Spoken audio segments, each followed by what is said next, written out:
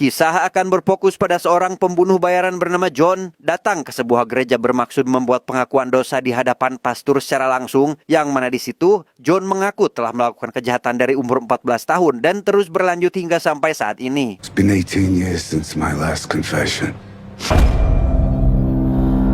Pull the trigger from a distance. It's easy.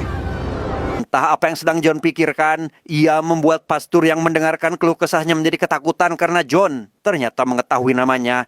Tanpa memberikan penjelasan lebih lanjut, John langsung keluar mengurung si pastor di dalam ruang tersebut dan...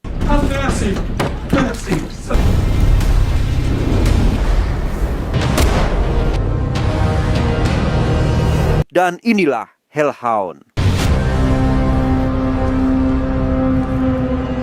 Beberapa hari kemudian, John pergi ke Thailand untuk menemui sahabat karibnya yang tinggal di daerah terpencil. Ia ingin mengambil alih pekerjaan yang diberikan kepada pria itu sebagai pekerjaan terakhir karena si sahabat yang bernama Citan sudah lama pensiun dari profesinya. Actually, I did. And I don't understand the world out there anymore. Here, I have all I need. Di sana, Citan menjelaskan jika konsumen kali ini adalah anak pengusaha kaya, di mana ayahnya yang lanjut usia ditemukan bundir setelah berhubungan dengan gadis muda bernama Yuli, yang karena pihak kepolisian menganggap hal itu hanya kecelakaan, si anak pengusaha yang curiga terhadap Yuli pun menyewa jasanya demi menghabisi wanita tersebut. Oh, my jumper. There's two types, actually. Guess now guy's the last type. Not according to the police. Hands tied behind their back. Namun masalahnya adalah Yuli kali ini memiliki pacar bernama Tar, merupakan bos gembong narkoba paling berbahaya di negara Thailand, sehingga Citan mengingatkan John agar tidak menyepelekan targetnya kali ini. Do not underestimate Tar or his men. This should be everything you need. My guy Somsak will give you support. Tanpa membuang waktu, John langsung meluncur ke kota demi mencari targetnya. Ia mendatangi sebuah klub malam yang notabene merupakan tempat di mana Yuli bekerja saat ini.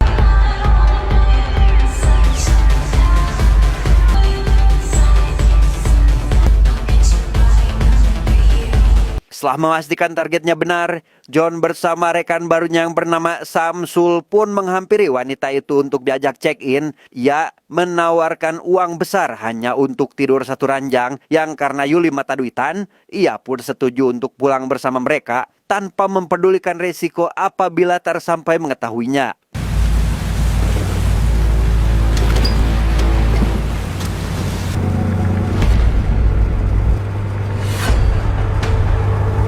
Setelah minum barang dan Yuli dibawa ke sebuah penginapan, Yuli secara tidak sengaja menemukan foto dirinya tergeletak di bawah lantai, membuatnya sadar jika John ada niat terselubung membawanya ke tempat ini. Ia langsung memberontak demi menyelamatkan diri sampai akhirnya...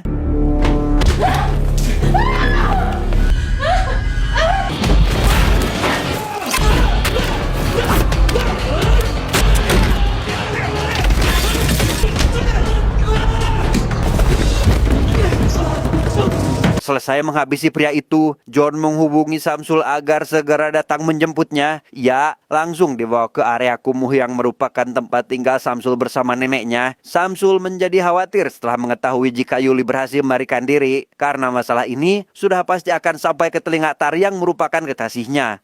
If go away, we have big problem. No. Just give me a minute to bounce off.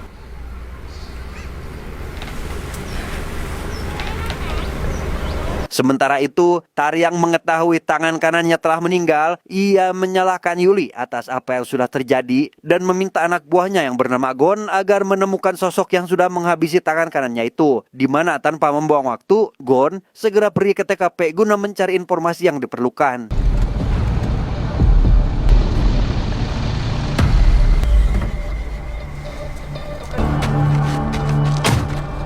Sesampainya di lokasi tujuan, Gon bersama dua orang rekannya mulai bertanya kepada warga sekitar. Hingga tak lama, ada seorang anak yang membuatnya curiga jika anak tersebut mengetahui sesuatu, yang mana di situ salah satu anak buahnya yang menyadari jika orang di dalam foto adalah Samsul pun mengetahui pasti keberadaannya. Not a tuk-tuk driver. Are you sure? We know where to find him. Let's go. Malam harinya, John pergi ke salah satu atap gedung yang sedang dijadikan arena pertarungan ilegal. Ia menemukan sahabat lamanya yang bernama Paul untuk meminta bantuan karena orang tersebut memiliki jaringan luas di wilayah ini. But I assume it's not to enjoy the many amenities of Thailand. I need some assistance, Paul. I knew it. Di apartemen, John menjelaskan jika dirinya datang ke Thailand untuk menghabisi seseorang. Ia memperlihatkan foto Yuli yang menjadi target sekaligus Tar karena sudah pasti terkenal di Thailand. Paul mengaku bahwa dirinya pernah bertemu dengan pria tersebut, namun sama sekali tidak mengenalinya. I need to find him. I really need to find him. That's a face I've seen before. Menurut kabar yang beredar, Paul memberitahu John jika sosok itu adalah orang berbahaya. Namun karena mereka berdua adalah teman baik, ia berjanji akan berusaha mencari informasi lebih detail mengenai Tar dan meminta John agar datang lagi di kemudian hari. Now, I don't know what you want from this guy. Since we're friends, I'll help you. Come back tomorrow. I'll see what kind of information I can gather. Setelah mengantar John pergi ke motel, Samsul langsung pulang ke rumah untuk beristirahat. Namun sesampainya di sana, ia dibuat terkejut saat menyadari rumahnya sudah berantakan dengan si nenek yang kini tergeletak tak bernyawa. Yang di waktu bersamaan, muncul 3 orang pria yang telah menghabisi si nenek sehingga...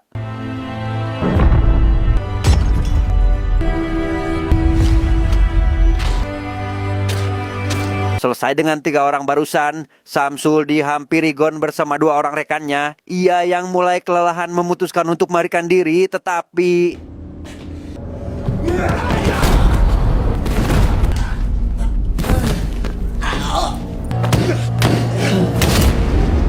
Disinilah Samsul sekarang dalam kondisi terikat dengan Tar yang mulai melakukan interogasi. Ia terus didesak agar buka mulut terkait orang yang ingin menghabisi Yuli saat ini. Karena Samsul bersiteguh tidak ingin memberitahunya, Tar yang kepalang edan pun mengambil sebilah besi khusus untuk mematahkan jari Samsul sehingga... Tekan man.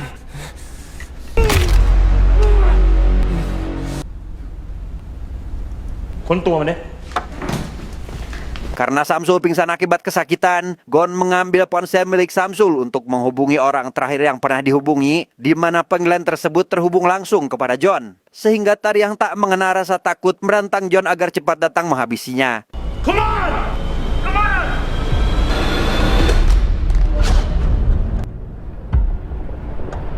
Setelah mendapat apa yang dibutuhkan, Samsul dibuang ke sungai oleh Gon dan kedua rekannya. Ia yang hanya berpura-pura mati berhasil mengelabui mereka dan lekas kembali naik untuk menemui John ke motel, tempatnya menginap demi meminta pertolongan.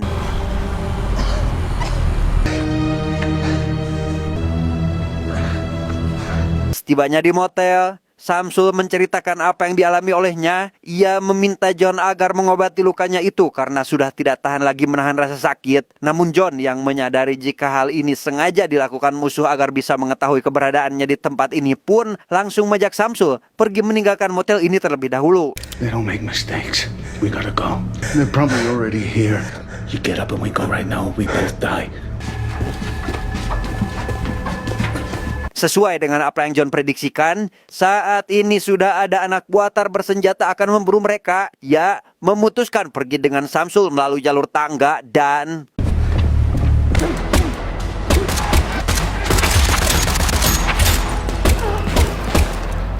Dengan cepat, John membawa Samsul ke kediaman Paul untuk diobati. Ia meminta sahabatnya itu agar segera memanggilkan dokter. Yang sembari menunggu, Paul memberitahu John bahwa dirinya sama sekali tidak mengetahui pasti di mana markas Tar selama ini. Namun yang pasti, orang itu akan datang mempertaruhkan uang pada pertarungan ilegal yang sebentar lagi akan segera dilaksanakan. I knew I couldn't talk you out of it. Well, there's a fight night coming soon. You man placed a big bet. He'll be there to enjoy the show and check on his investment. Tak berselang lama, dokter akhirnya tiba dan lekas memeriksa kondisi Samsul. Ia memberitahu jika saat ini Samsul dalam kondisi sekarat akibat kehilangan banyak darah. Sehingga kini, John harus menerima fakta akan kehilangan rekan barunya itu.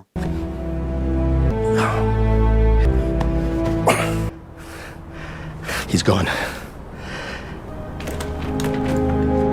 Keesokan harinya, Citan menemui John karena mendapat kabar terkait Samsul. Ia merasa bersalah telah menempatkan sepupunya sendiri dalam misi ini. Namun karena semuanya sudah terlambat, Citan yang sebelumnya berniat pensiun dari pekerjaannya sebagai pembunuh bayaran pun mau tidak mau harus membantu John dalam menuntaskan pekerjaannya kali ini. I cannot blame the poor boy. You have the right to blame me. I have forgotten the sting of this city. Tanpa membuang waktu, John bersama Citan segera menemui Paul untuk meminta informasi terkait lokasi pertarungan ilegal. Mereka merasa tenang setelah mendengar jika keamanan di tempat itu tidak akan sulit untuk dilewati. Namun Paul mengingatkan agar tidak mengacaukan acara dan boleh melakukan pergerakan apabila pertandingan telah selesai. I placed a very large bet, and I want to see how it goes. Sementara itu, pertarungan ilegal masih terus berlanjut dan dihadiri Tar secara langsung. Ia menjadi salah satu orang yang selalu memberikan taruhan besar dalam acara seperti ini. Di sana Tar yang ternyata sudah kenal dekat dengan Paul lantas mengajaknya pergi ke klub malam. Namun permintaannya itu ditolak karena takut jika kebohongannya kepada John akan terbongkar. You come? I'm exhausted. I hear my bed calling.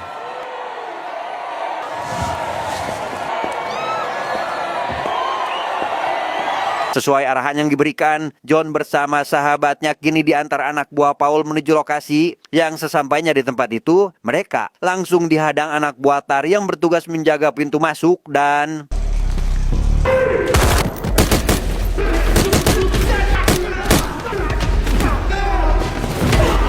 Di tengah keributan yang sedang berlangsung, datang seseorang yang menggunakan motor tahun 70-an. Ia memberikan tembakan ke arah John secara membabi buta sampai akhirnya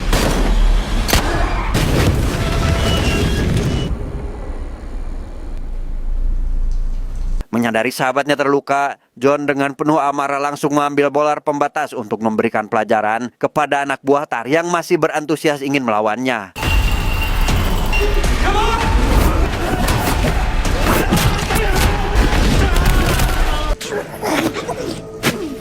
Selesai menghabisi mereka, John melanjutkan penelusurannya sambil membawa Citan yang terluka. Namun sesampainya di atap gedung, ia mendapat informasi dari ibu-ibu yang ada di sana bahwasannya pertandingan sudah selesai sekitar 2 jam yang lalu. Menyadari jika Paul telah berbohong, mereka akhirnya memutuskan pulang demi mengobati luka Citan terlebih dahulu. Fight finished 2 hours ago.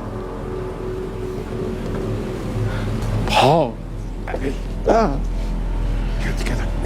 Karena anak buah Tar yang lain masih ada di gedung itu, Citan meminta John agar benar-benar menghabisi targetnya. Ia akan mengorbankan diri demi memastikan John selamat dari tempat ini dengan menggunakan kendaraan taksi yang ada di sana. Citan pun mulai mengendarai mobil tersebut untuk memancing perhatian mereka sehingga...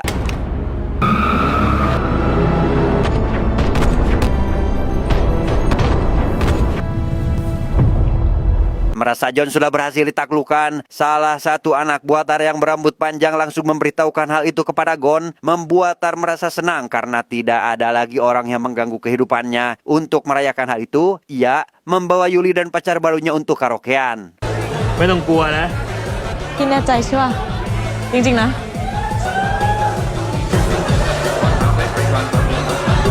Sementara itu, John menemui Paul untuk meminta penjelasan atas apa yang terjadi. Ia merasa telah diremehkan karena Paul telah memihak kepada Tar yang notabene seorang gembong narkoba paling besar di negara ini. Sehingga John berjanji akan menghabisi orang-orang itu. Begitu pula Paul yang tidak akan luput dari amarahnya. Get up, Paul. Okay. Let's end this thing.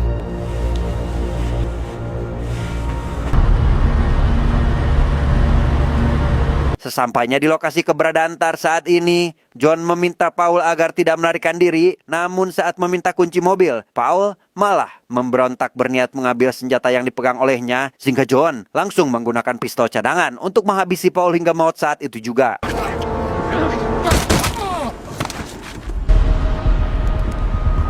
Saat menyusuri ruang di klub malam tersebut, John berpapasan dengan Gon yang juga sedang ada di tempat itu. Mereka akhirnya terlibat pertarungan tangan kosong. Sampai akhirnya...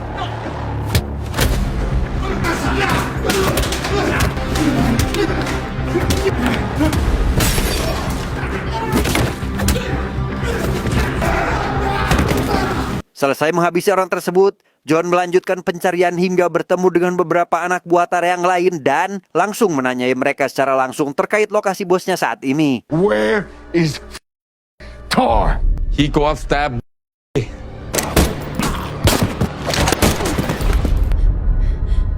Di ruang berbeda, Tar dihampiri seorang pria yang seketika menodongkan pistolnya. Ia mendapatkan tembakan pada bagian dada yang membuatnya langsung merasakan kesakitan. Entah siapa orang itu, John juga datang ke sana bermaksud akan menyelesaikan pekerjaannya dan...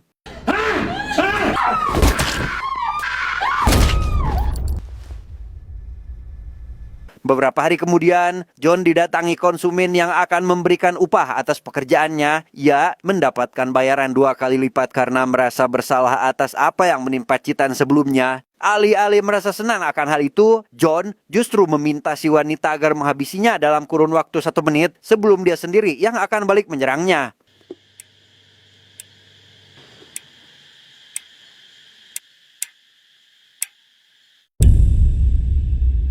Entah bagaimana nasib si wanita, John yang kini sedang dalam perjalanan malah tertembak oleh seorang anak yang belajar menembak, sehingga bukan hanya pensiun dari pekerjaannya, ia juga langsung meninggal saat itu juga.